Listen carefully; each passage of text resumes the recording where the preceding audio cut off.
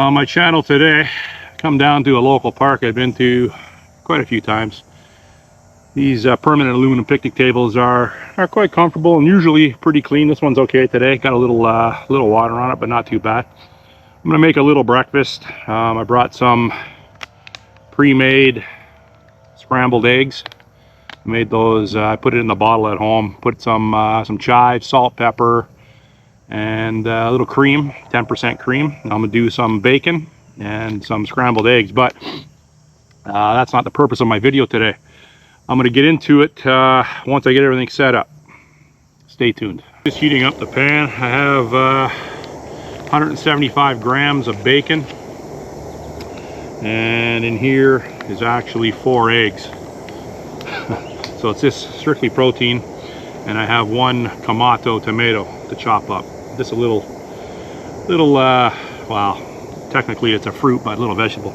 But today I want to discuss what's going on in Scotland the last couple days with regards to it's either a 12 or a 14-year-old girl that had to feel or felt the need to pull a hatchet and a fixed blade on some guys that were filming her.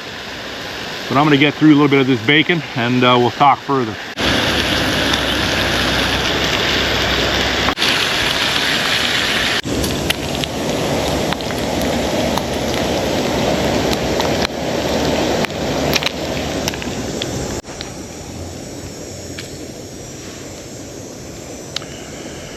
Now the main thing is, if you do get any grease or anything on one of these public picnic tables, the idea is to clean it up, because I've been down to some of these places before.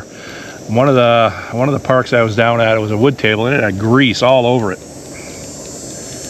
and you know, that's just ignorant. Obviously these metal tables are going to clean up better. They're not going to retain the grease, but anyhow, I'm just stating that if you make a mess, clean it up. And I'm going to do the whole half a pack because it's not a whole lot really. It's only 175 grams.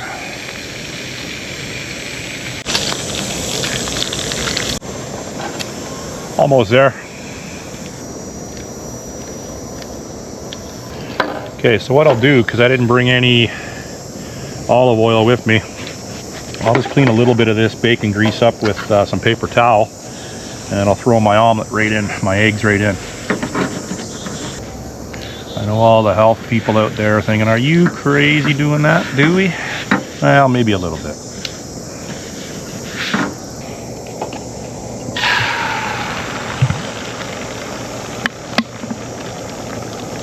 Like I said, that's 4 eggs.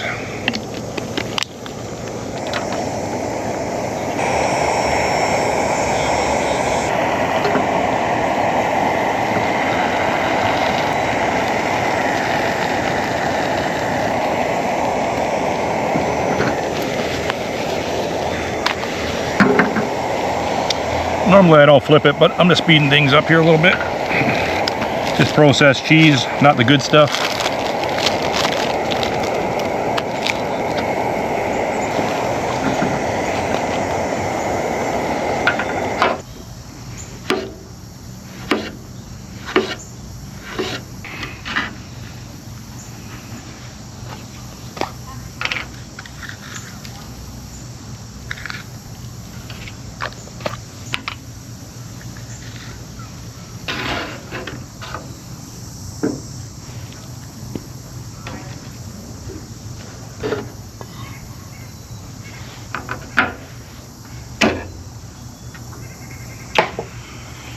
You can tell I made an omelet once or a million times, eh? It's once you get the hang of it, it's not too bad. So 175 grams approximately of smoked bacon, pork bacon. I know a lot of people don't like the idea of pork, but I do. And some hot sauce. I didn't bring any ketchup for my bacon today, so that's all natural. But I always need hot sauce for my eggs and omelet. And I have some filtered water here.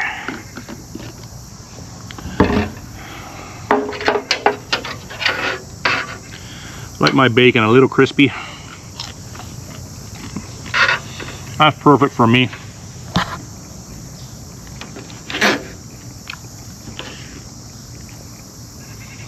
Nice and cheesy. Perfect. Approximately between 50 and 60 grams of protein. I've already had my coffee this morning.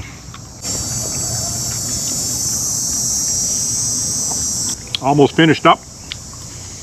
I'm going to get everything out of the way, and we'll discuss some world affairs, including obviously my country of Canada.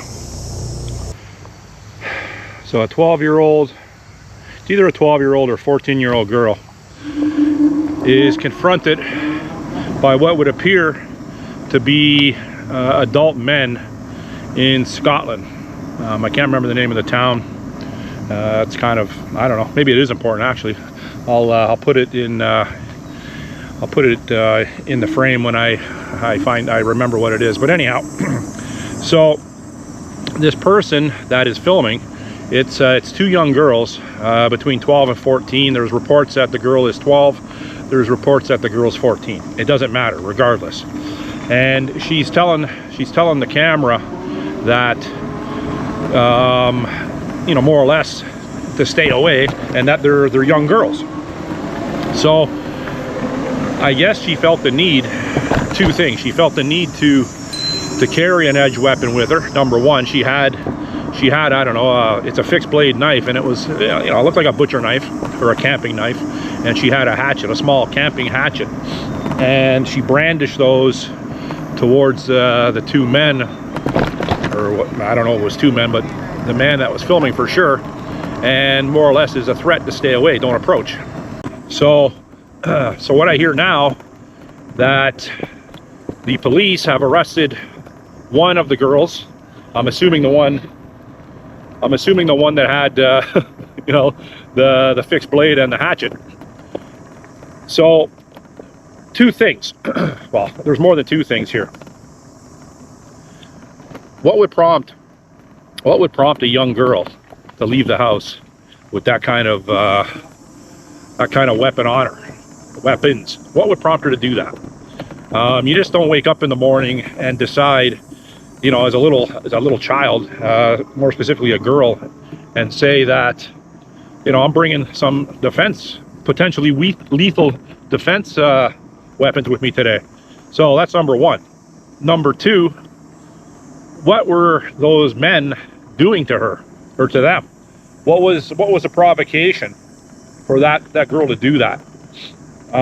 There has to be, obviously there's a backstory. It hasn't been fully released yet. There's just speculation, and that's exactly what I'm doing. I'm speculating. But I do know that United Kingdom, including Ireland, Scotland as well, there is a problem with grooming gangs over there. There is a problem with the sexual assault of young girls, and more severe. So the girl in the video, if you've seen it, you know, she's distressed, obviously, and she's you know, yelling at the people that were filming to stay away. So you imagine as a policeman, and like I said, I don't know the backstory. Is this part of Scotland? It is a rough area. I don't know, because, you know, we know 12-year-olds, 14-year-olds, you know, they're capable of homicide for sure. It's happened in Canada many times. Recently, a 14-year-old male stabbed a 71-year-old female like a month and a half ago in the East End. So obviously, you know, they could be just as lethal as an adult, but, you know, there's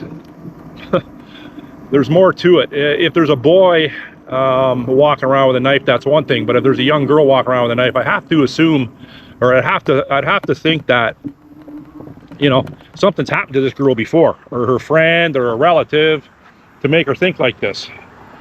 Now, over in England right now, I think it's on the brink of civil war, to be honest with you. There's a large Muslim population there, and the government would seem to be favoring laws for the Muslim population as opposed to the Christian population. And there's a bit of an uprising. The current government under Keir Starmer would have you believe, or they're pushing the narrative, that nationalism and patriotism is a racist connotation, whereas a great majority of the population think opposite. England has been a warring country for centuries, and I think the most recent major war they were in was back in the early 80s at the Falkland Wars. But prior to that, it was obviously World War II and World War I. And they paid a great price. Great Britain and the Allies paid a great price to enjoy the freedoms that we do today. So there's still lots of those people that live in the UK, Great Britain, that remember that. And there's shrines and there's memorials all over the country. I've never been to Europe. My ancestry is pretty much equal parts Welsh, English, Irish, and Scottish. So 25, 25, 25, 25%. Thereabouts, give or take 26, 27, you get it. But my lineage is from over there, and I've never been. But I keep a close finger on the pulse of what's going on there in world affairs, because Western democracies are being attacked. Western ideologies are being attacked, and obviously I live in a Western ideological country. So there's similarities going on here to what's accelerated over there. You're seeing more and more people get together and getting together in large groups and protesting the anti-nationalist sentiment. Because who wants their life changed? What you got in there, dog? My cat. Oh, you got a cat? Bring her over. Bring her over. Just talking to a girl walking by, and she had a stroller, and I thought it was a dog in there, but it was a cat. An orange tabby named Elliot. He was a big cat. But anyhow, getting back to the way society has become, it's becoming ever more volatile, increasingly more violent and dangerous to leave your house. And over there, it's a small country. Their landmass, in comparison, I'm pretty sure all of the UK, and maybe including Ireland, would fit in the province of Ontario. I don't know that for sure, but I'm thinking that.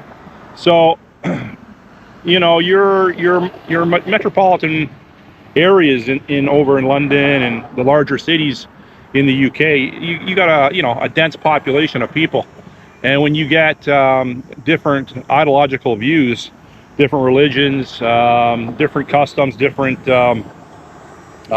culture, there is bound to be problems.